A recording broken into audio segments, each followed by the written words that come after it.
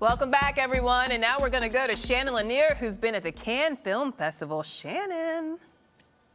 Lola, I'm here at the 67th Annual Cannes International Film Festival. Now, don't be jealous, but as you can see, I'm cruising along here on the French Riviera. And right behind me here is where all the action takes place, from the films and fashion to the stars and party. And the first week here has just ended. So here's a look at what you've missed so far.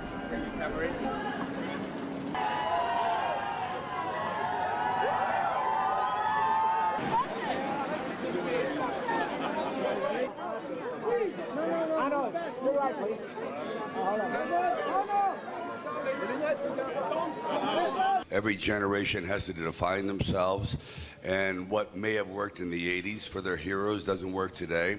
So I think we're exactly where we should be. I believe that Arnold, Mel, and we belong to a different generation, so we do the best we can with the kind of action we understand. But I believe that it's all a matter of evolution, and eventually it'll revert back and go back to more simplistic action. It's just an evolution. So I really have a great admiration for the work they do today.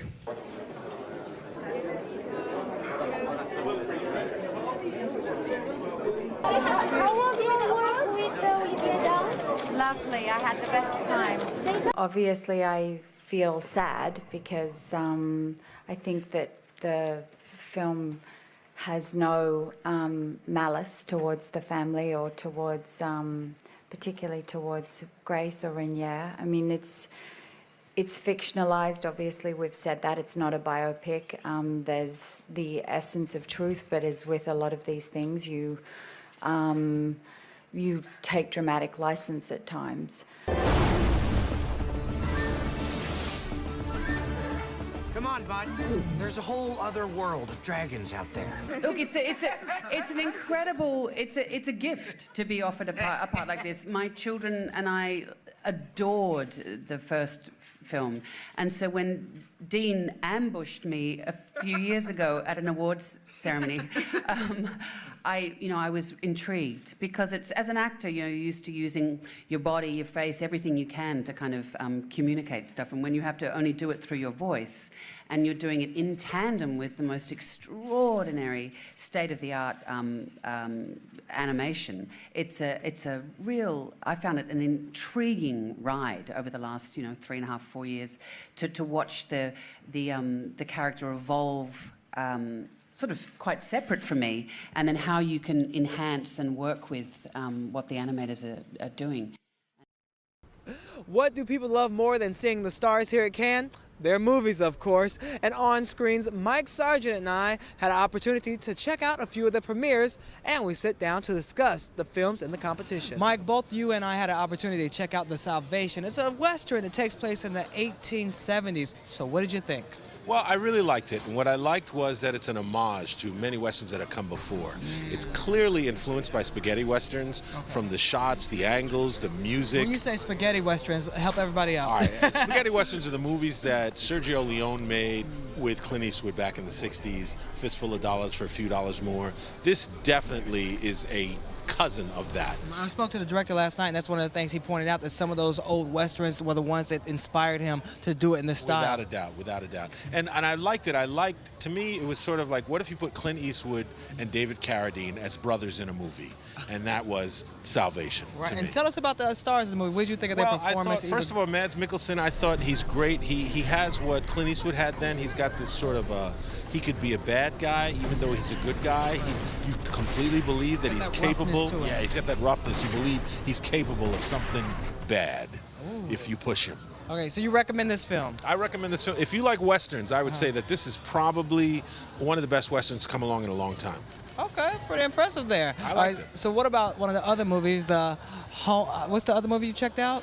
The Homesman. The Homesman, right, The Homesman, now that's also a Western. That's Tommy Lee Jones. It's the third time he's directed a film. And I have to say, it's a very sensitive portrait about a man who's freed from a tree he's hanging, and he's going to help this woman transport these 3 insane women across the country. And That's a task. It's quite an interesting film. But the most interesting thing was at the press conference, he talked about how the composer, Marco Beltrami, invented instruments for the score. He invented something he invented an instrument called the wind piano. And it's essentially a piano that's got the piano strings tied 200 feet away to a giant 25,000-gallon tank with the microphones are inside and the wind blows through the wires and you play the piano and that's the kind of sounds you hear. And what impact did that have on the movie? Could you tell? Did it sound haunting. Weird? It's interesting. You're not quite sure what's up with these pianos, but it's a familiar yet unfamiliar sound. And that's what you like about the movie, because the issues in it, though they're old, they take place 200 years ago, there's still issues that strike us today. And it has a lot to do with women, how they're treated, how we see things, how we take insanity, what we do with those people. So it's very eye-opening in some of those issues. Very surprising. Now, both of those movies are in the competition. But one of the movies that isn't, that we both also saw last night, is The Disappearance of Eleanor Rigby. Disappearance of Eleanor Rigby. Yes. Now, that was an interesting film. And that was a film that surprised me because we all know the song Eleanor Rigby. I wanted to know what it had to do with the Beatles. Right. But all it had to do with really is the main character is named after that song. Right. And I have to say, it's a really well-written, well-thought-out film, and it's a drama. And what I enjoyed about it is the story is not something we've never seen, but it's the way it's told that made that movie work for me. And it's dark as well. I mean, I think Definitely Jessica dark. Chastain, she's in the background filming over here with her co-star Jess Wexler, and it was amazing to see the amount of emotion that they poured into these characters to bring out this tragedy that happened into her life. Well, you know, it's interesting because before the movie started, they all came on stage and they talked about working with this director, and this is his first film. So to get a cast like Jessica Chastain, James McAvoy, and these great actors to do your first film, you had to have a hell of a script. And when you see it, you see he did. And what they said was everything, all of his directions, everything in the script, it's all about truth. And you don't feel anything that's going on screen isn't honest. And I have to say they're right.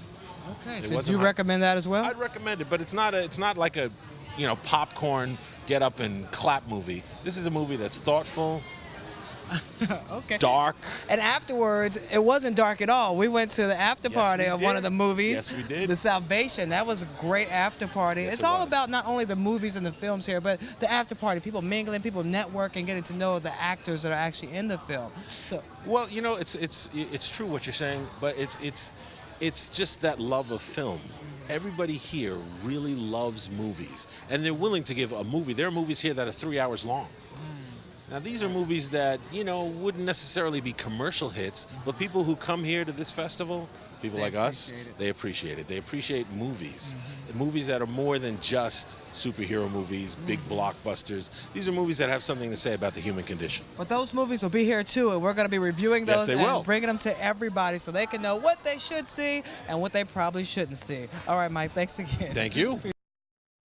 Lola, you're going to love this next story, and I'll give you a hint. It involves your favorite 3 letters, YSL.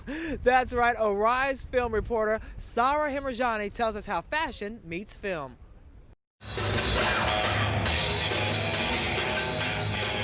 During his prime, Yves Saint Laurent was hailed as a visionary and a genius. He was best known for his sleek, elegant, and risque designs, a true reflection of the swinging 60s. But what gave Saint Laurent that extra edge was his French-Algerian background and frequent stays in Marrakesh. He often tapped into that culture for inspiration. In fact, he was one of the first designers to use black and Arab models in his shows. But behind the polished facade was a conflicted person, and it's this inner turmoil that's attracted directors and writers to his life. This year at Cannes, the designer's highs and lows have been brought to the big screen. Simply entitled Saint Laurent, the film details his creative flair, sensitive personality, drug abuse, and sexual liberation. Well, the worlds of film and fashion really do collide here at Cannes. Besides the outfits actors wear to get into character, there's the endless parade of photo calls and press junkets, and these boulevards that line the Croisette do daily battle to dress the stars on the red carpet. Nicole Kidman stunned on opening night with this Armani privé gown. Blake Lively and Ryan Reynolds also won praise for their monochrome combo. But even the best laid plans can go wrong, as America Ferrera realized when this prankster decided to get a closer look. And it isn't just the celebrities under scrutiny. Cannes is full of beautiful people, on the beach, in the cafes, and even on the way to the cinema. Sarah Hemrajani, Arise News in Cannes. So how can all the magic of the festival happen? I sat down with one of the organizers of the event to find out. Antoine, I know Cannes is not only about the films, it's also about the parties. And as an ambassador for Bagatelle, I know you throw some of the best soirees in the world. But what exactly does an ambassador for Bagatelle mean you do? An ambassador means like you go all over the world and you need to show the brand to all the best clients in the world. Like you need to be in Ibiza when you need to be in Ibiza, you need to be in Miami during the Winter Conference, you need to be in Dubai during the World Cup, all these big events, and to be like the brand of the company. So you meet the people, you meet the new clientele, the new models, and you try to bring all the vibes from all these people and bring them in the company, like all the club or the restaurants. Okay. And that's why I knew you would be the best person to talk about with all the parties that go on here at Cannes. So, exactly what is the best ticket in town? I think if you speak about nightclub, Gotha is the biggest club in Cannes for sure. It's like 3,000 people every night. Wow. You have all the best DJs, like from deep house music and like R&B and rap also. You have like Busta Rhymes during the week. We have You have Busta Rhymes during the week. You have Marco Carola, Luciano, Jimmy Jones, all the best DJ from the electronic music scene. Okay. And at the same time, you have a lot of companies doing like big parties, like by example Expandable. The new movie was yesterday night, and you have like Schwarzenegger, Stallone, or Jason Statham, all the best actors was there for promoting the event and the movies. And at the same time, you have all the best crowd and best clientele coming and spend a lot of money, really a lot of money. Okay, so that's an evening event, but what about the daytime events as well? And what goes on at these events? On daytime events, when the weather is good, not like today, by example, you have Nikki Beach. I don't know if you've been to Nikki Beach. Yeah. Yes. Nikki Beach. So it's a really big beach club, and with house music and a lot of big clients spend money, like champagne shower and all this kind of thing. And during this period, it's not the best because the weather is not good, but now when it's a good weather, it's amazing. So when it does rain like this, can people still go out and have a good time? I think they sleep at this time. They sleep and get ready for tonight, right? They're ready for tonight for sure. Okay, so how can we get into some of these parties if we're not VIP celebrities? How can normal people go to these events? The way it is, normally they work a lot with the hotel, like the Carlton and the Martinez have all the best clients. So they work with the booking manager, and you have a minimum spend for getting and minimum spend for be at the table. If you How much is that minimum amount? Between 2,000 to 5,000 euro during the 2,000 to 5,000 euros you have to spend VIP, that night. Yeah, VIP table. Yeah. Wow, take out a big tab, huh? Yeah. Okay, For so going around Cannes this week, who are some of the people you have seen, and who can we still expect to show up at some of these parties? You mean the next few days? Yeah. You mean about the parties going to happen? Yeah, the parties. What are we going to be? You have a big party for Chopard. This is tonight in one of the biggest events. You have Sharon Stone, you have all the best actors coming. It's one of the most expensive and craziest party. And you have the ANFA also. I know you know about it. It's for AIDS. You know, when you're sick. So you have a lot of celebrities coming for spend the money and be there to promote and make it really big. Okay, so I need you to name drop a little bit. Who are some of the people that you're going to be escorting, or who have you shown around? Who are some of your clients? Yesterday I saw Justin Bieber. No way. Yes. I heard he had an amazing party. He was naked. Half naked. Of course, right. Hey, Justin Bieber, you got to be, right? Yeah, for sure. What was Justin like, you know, taking him around different stuff? I think he looked like really like drunk. Oh, really? Yeah, and crazy. But he looked to have fun. What was the craziest thing he did besides take his clothes off? Yeah, he liked to dance. He liked to dancing with the people. It's kind of fun. Yeah. I think the people are nice. I saw Paris Hilton also before yesterday, and the people are easy to mix, and they talk with the people. I'm very surprised. I was thinking this kind of star are very not easy to reach, and no, they look nice. So these stars that you're taking around, like a Justin Bieber, do they have to take out a tab, or is everything on the house for them? I think they don't pay anything. Oh, okay. So that's why I need to roll. I'm Yeah. going to roll with you tonight. We're going to check out some parties, and then we're going to show everybody that tomorrow, okay? For sure. All right. With Thanks pleasure. thanks a lot for joining us. Nice to meet you. All right. Thanks. Yeah. All right, Lola, I have to get back to all the glitz and the glamour of Cannes. Oh, yeah, and the films, too. So I'll see you tomorrow. Bye. Oh, Shannon, I'm so jealous. I cannot believe you didn't take me with you. You're in trouble, young man. When you come back here, it's going to be on. Shannon, I'm only saying, like, could you send me next time and then you can hold on to your seat? I mean, that's all I'm saying. I mean, seriously. He looks like he's having a good time. All Looks right. like he's having a great time. All right. Well, we're having a good time, We're having too. a good time. Yeah. Am I a good understudy, quote Sure unquote? are, my friend. We're having a grand old time. I mean, who needs Shannon? I'm fine with you, Patrick. We love you, Shannon. We love you. You. All right. We'll be right back.